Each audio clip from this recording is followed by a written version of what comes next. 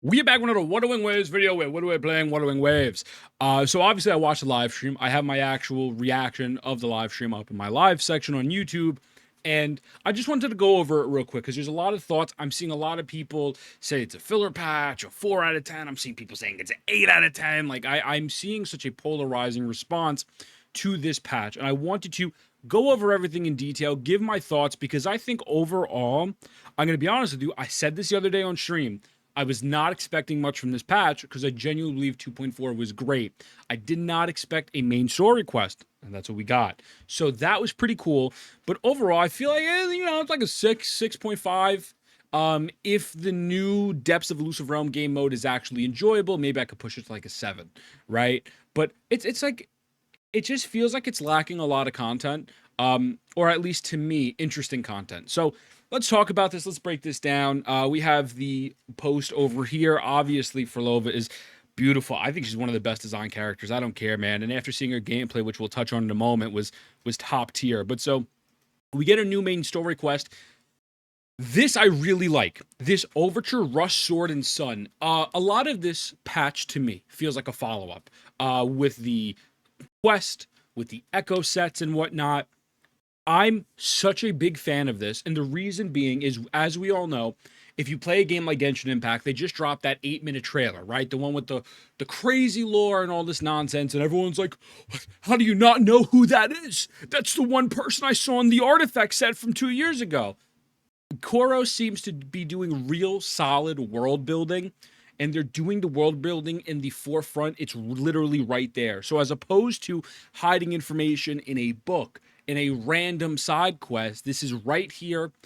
I believe they said it might have different endings or something like that. And if you pick the wrong thing, it actually might end early. This is what I want from the game, right? And this is going to be great for lore enthusiasts and just people who want to know more about what's happening. We get to find out more information about Augusta. I mean, dude, Augusta's beautiful. You know what I'm saying? Like she's literally beautiful. Like I want to know about this, and it makes me think, okay, what's coming next patch? Probably Augusta, right? So I think this is amazing. Now, you could say if it is kind of just like a reading event, maybe you could be a little disappointed. It's like, oh, I'd rather them just tell this in the main story quest. But I don't mind them dripping a little bit of information so we could have some more context prior going into this quest, right? As opposed to, let's say, maybe waiting 30, 40 minutes, you feel a little lost and they give you context. It's like, all right, I'm getting the context beforehand and it's in game. It's just like actually in the game and you can't fucking miss it. So I think this is a massive shining point. I have things I don't like, but I think this is a massive shining point, and I think narratively this is going to be a banger. At least I pray to God it's going to be a banger. So that's great. These new locations look beautiful, by the way. I got really excited about the swimming. I thought it would be like Fontaine type shit, but I think it's really going to be more just like kind of like how they have those rails. They're just going to swim from one location to another. But I think those look great. Now we have the new echoes. Okay. This is another part, but I mean, I think they're really setting up for future patches. So Phrolova's main echo set, which I will pull up in a couple moments, it's only requiring a 3 cost. This is why we're seeing Nightmare 3 cost echoes right here, right? So a Nightmare Havoc Warrior, a Nightmare Tamborinus, and a Nightmare Glacio Predator. They're showing that you can have a bit of build crafting. I'm not talking build crafting to the level of World of Warcraft, Destiny 2, but as opposed to just being stuck with a 5-piece set, there is some sort of build crafting. So you can use the Nightmare 3 cost echo of the new Havoc set, in my assumption. That's just 1 echo, and then you have 4 more slots. So you could do 2 sets if you want. I mean, I don't know if they would stack like that, but or you could just do another 2-piece set. And I think this is great. Now, the downside at the moment is it seems like this current 3 cost echo set is only going to be really working for Phrolova. It was detailed in which that it's pretty much you have to have 0 energy for like a 20% crit rate buff or something. So that is a little bit of an L at the moment, but I think it's okay, right? So holding 0 resonance energy increases crit rate by 20% and grants 35% echo skill damage, which obviously... at some point, Phrolova is going to have echo skill damage in her kit, right? So And now I saw people talking in my chat saying, well, Ethan, I don't like the fact that this echo's exclusive to Phrolova, and it can't be used on other Havoc characters. Now, look, here's how I see it. Going forward, if we are getting DPSs that are, this is off the top of my dome, if we're going to get DPSs that are going to only have 3 cost to activate it, and you do have that Nightmare Echo, like 3 cost Echo to use that to activate it, they can then just use other subsequent sets previously. Let's say Gion would use like a 3 cost Heron to activate one set. It's like, okay, well now he could use Lingering Tunes and something, you know what I mean? Like, and he get the full benefits from Lingering Tunes on top of getting, let's say, maybe that initial set. So I don't mind that this is 2 character specific. I'm more just like, again, this to me feels like an experiment to set up for further DPSs that come out or further characters. I would love for the standard to be going forward for 3 cost, right? But I digress. Regardless, keep it pushing. When I mean 3 cost, I mean you just have to apply 1 echo, right? So, new Phantom Echo, obviously, our frontal rider looks beautiful. Oh, the Sonata set was right here. The optimizations are good. We're kind of in a spot with Wuwa where there's definitely things that I think could make the game better, right? I think, like, let's say, for example, buffing standard banded characters. I have a whole video out on that. Fixing the tuner economy, but that's like a, that's not happening. That is a suggestion that is out of the realm of realism, right? So when you sit down and take a step back and be like, okay, what quality of life can they add to the game that's realistic? There's not, I can't come up with a lot at the moment, personally. So they do have echo management, where it allows you to auto discard or lock echoes based on the Sonata sector you provide, as well as the main stats, etc. Sync tuning, so you don't need to go to another screen to tune, which is awesome. More presets up to 10, and resonator music scale. Shut the fuck out of my ears, bro. Holy Lord. So Phrolova is going to be coming with Rosia. So now going over Phrolova a little bit. I think Phrolova looks genuinely beautiful. I think they having animation power creep.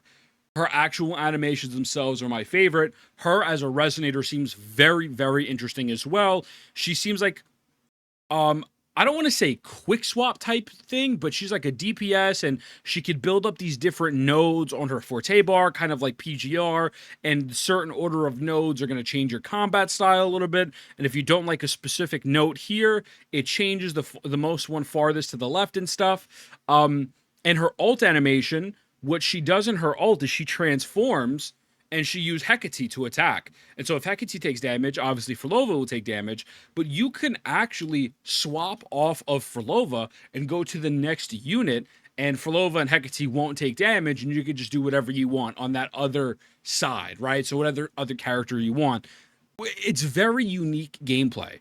Like, it's super unique. Now, this could be a little annoying. I'm covering her up. This could be a little annoying if maybe the field is not that big, or maybe enemies can leave the field. Like, let's say you go into TOA and you pop her burst, and then, like, Tempest Memphis goes to the far left of the map or something. Like, I could see that be pretty annoying, but man, I think she looks great. I think she looks awesome. And I'm excited. I'm excited to roll her. Rosia, it's probably going to be Rosia, Phrolova, Cantarella. That's why they're running the 3 of them at the same time. And we get a Blant re-1. So pretty good banners. Pretty solid banners. Obviously Rosia is good at buffing Havoc Rover. Cantarella has that healing involved with her kit. And Bran is just a good unit. Now, the weapon looks sick. All of these weapons are here. This Phantasma Dreamland event, I really don't like. It's not even the design of it, because I think the chibis are cute and everything. I just don't care about this event, personally. To me, it's just kind of whatever, I really think Wuthering Waves excels in their combat-focused events and their co-op combat-focused events. And now, we did just get 2 combat events last patch, and that's why I loved it so much. And I don't think this event is necessarily bad. There's nothing wrong with it. It just doesn't fit me personally. I don't care for it. I'll probably do it. It does seem like it has a lot of content in it, though, from what I saw. There's, like, tons of, like, characters you can unlock with this shit. Like, so many things. So it does seem to be filled with stuff to do. Not the biggest fan, though. Obviously, the 7-day login event. Dreaming Deep. This patch feels like they're like, look, you have a main story quest, which I was not expecting. So it already exceeded my expectations. Genuinely, I thought this patch was going to be like a 4. If you want me to be honest, I was going in very low expectations. So it seems like it's like main story quest, Phrolova, and we're giving you 2 new episodes in Dreaming Deep. And obviously, if you know the episodes, they can have different endings. That feels like they want that to be the gameplay loop for the patch. They did make some changes, so if you're above a certain level, you can auto battle in Dreaming Deep. You don't have to do like the battles that are a waste of time when you nuke them in like 2 seconds. You move faster, things like that. I'll have to see. If Dreaming Deep is fun, this patch could easily be like a 7.5 for me. But if I still don't enjoy Dreaming Deep, I think it is going to just be at like a 6.5, right? You know, it could have the best story, but like it feels like they're really relying on Dreaming Deep gameplay to carry this patch. And I just have so many problems with this game mode. And I loved it the first day. Like, you have to understand something. I genuinely loved this game mode. I was super excited. Like, I was ranting to my girl about how much, like, oh my God, it finally is back, whatever. Could be better than Elusive. And then I played it a second time. I was like, holy fuck, I super jumped the gun on that. Overflowing Picture Book looks awesome. You know, this is the mini game where you match the colors and stuff. I don't care. You know, expirations, like, whatever, you know. So, goddamn. Look, man, like by all means, it's not a bad patch. You know, I see people saying it's a 4, it's a 3, it's the worst patch ever. Look, I don't care if you think it's a filler patch or not. Everyone has a different definition of filler patch. The second you say, oh, it's a filler patch, well, how's it a filler? As a main story quest. Like, I don't give a fuck. I don't care what you qualify as a filler patch. I think overall, it's really, really having faith in Dreaming Deep. And I don't know if I have faith in Dreaming Deep, but you know, you have to have some downtime. Again, that's why I'm not too upset by me not being too thrilled with this patch. You know what I mean? Like, I kind of figured that. I'm like, okay, so we got Septimon, 2 new story quests, etc. The peak for this is going to be for me. I'm going to log in. I'm going to do the story the night it drops. And I'm sure narratively it's going to be amazing. I think they're going to absolutely fucking cook. They haven't missed. And last patch was my favorite story. I'm going to do that. I'm going to explore because I think it is the most unique region that we've had in the game. I really, really like the look of it. And I'll play with Phrolova. And after that, I'll probably try the painting event. I'll try everything, but I don't know if there's going to be anything that I'm going to sit down and sink my teeth into for the whole month. Plus, 6 weeks, 7 weeks. And that's the part that's a little annoying to me, why I'm ranking it lower, because, again, where's the hologram co-op boss rush? Where's any of these co-op events? Like, they need to be permanent. Unfortunately, monthly reset of TOA, and WeWa just does not feel like enough content. And holograms don't reset. I could understand why. I get it. I get it. People don't want them, sure. But it just doesn't feel like enough combat. And yeah, you know. So that's why I love this patch so much, man. I was able to go in. I was doing a bunch of different challenges. I was just playing, and I was having fun. This game excels at combat, and it's always like they're almost there, and then you got to wait a little bit. So, yeah, like 6.5, maybe 7.5 if Dreaming Deep is great. But yeah, I don't think this is the worst patch in the world, but it's also not the greatest thing ever. I don't think it's the strongest patch ever either. So, that being said, let me know what you think. Mwah, I love you. I'll see you in the next one.